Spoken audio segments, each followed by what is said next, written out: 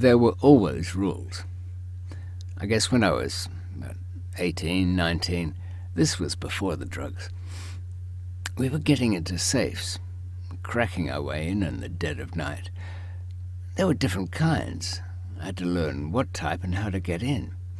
Now, there was a bit of a cat and mouse between ourselves and the manufacturers.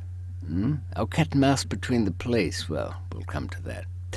Yeah, one of the really important rules was that you took the door with you when you cracked your way into the safe. Sure, it took extra time, but you didn't want anybody knowing how you got in.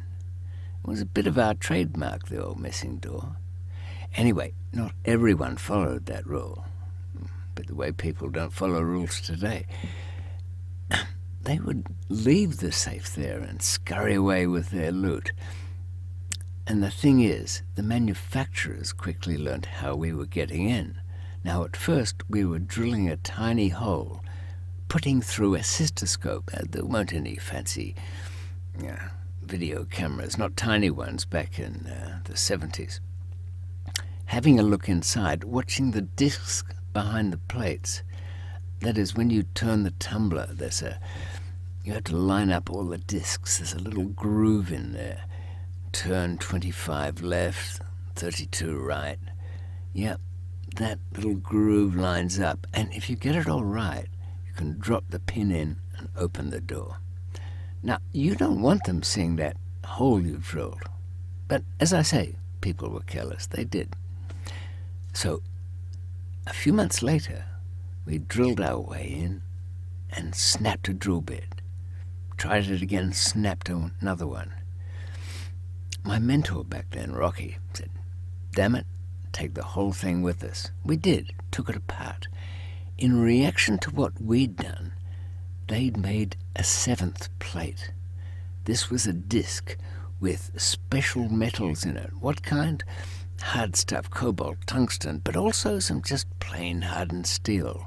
Why was it like this? Like a peanut bar with the soft chocolate bits and then the hard nuts. You can imagine pushing a toothpick into that peanut bar. If you hit one of the hard nuts, it'll go sideways. That's what was happening with our drill bits. Hitting the hard steel and pushing into the soft stuff. And I know there was Teflon in there.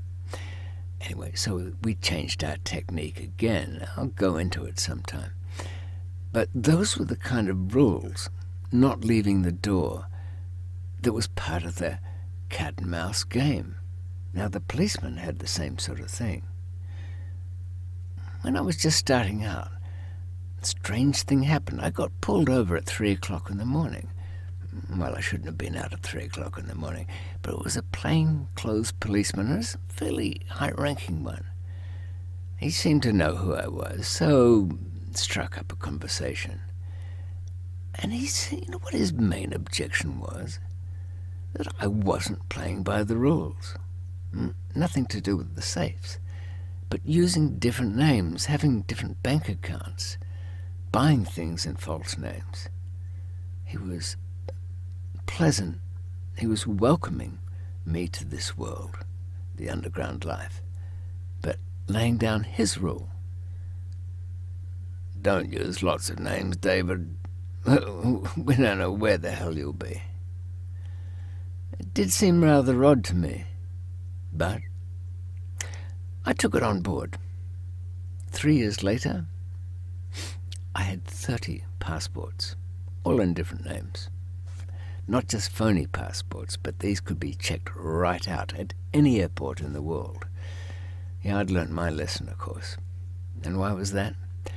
Because I'd moved into narcotic smuggling. And this is a world where, hell, people don't really have names. In fact, the bigger the player, the less likely you are to hear of a name. A title, perhaps. But when it comes to smuggling, the more names, the better. And that's what I did. I played by my rules.